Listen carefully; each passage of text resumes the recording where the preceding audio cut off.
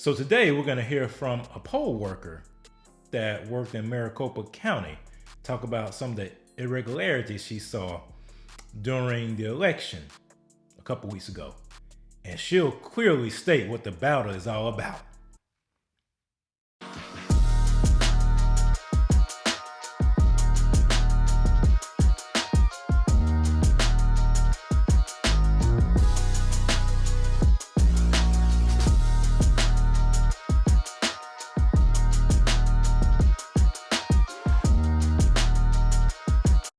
Welcome back to the Biblical Conservative channel. We'll come against the anti-God, anti-human, anti-biblical, anti-American spirit that's looking to prevail in this land.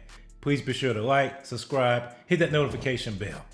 Well, today I'm gonna play you a video of a poll worker from Maricopa County in Arizona talking about some of the irregularities that she saw on election day. And when you listen to her, you will see what this battle is all about. Because this battle, I know a lot of people like to use terms good and evil, but it's truly a battle between spiritual forces.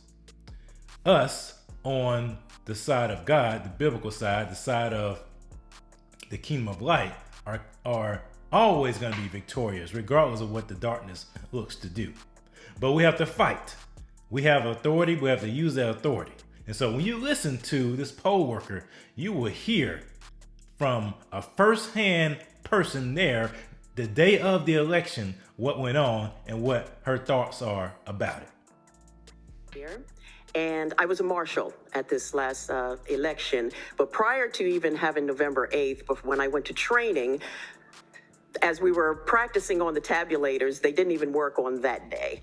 We were given different ballots, and as you scan the ballots, they're supposed to have a certain code on there, and none of them worked. I think maybe one out of how many tries we did, he kept saying, oh, it's supposed to give this code. So they didn't even work when we were training. On election day, few minutes after the first person comes up to get their scan their ballots, misread, turn it over, misread. And that's how it happened for the whole entire day. We also had an incident where our scanners lost power. We didn't realize when they set them up, they didn't turn them on. They didn't have the power strip on. So 2 hours into it, our scanners went down. It took about 30 minutes for them to reboot. And so we were able to scan. I was able to keep people at the polling place because I told them stay there. But I know, with everything that you're hearing, all the testimony, I know what I'm saying is probably just going to be dropped into bin number 3. Bin number 3, that was the bin that the voters were told to drop their ballots into, that they will be counted later. As I'm dropping the report, this election report is going right into bin number 3. Because the thing of it is, we are living in perilous times. This is a battle of good and evil. You can sit as lords over us. And I hope that anybody that's running for a position in politics would get it through their heads that when they're elected, they're not gods over us. They are elected and your servants to us, we the people. And there will come a day when you will sit before a higher judge. You will sit before a higher judge and you will be held accountable for your role in what's been going on, for the deception and mocking God with calling evil good and good evil. Thank you. Preach, sister. That's exactly what it's talking about. When people are elected, they are elected to represent us, not the other way around.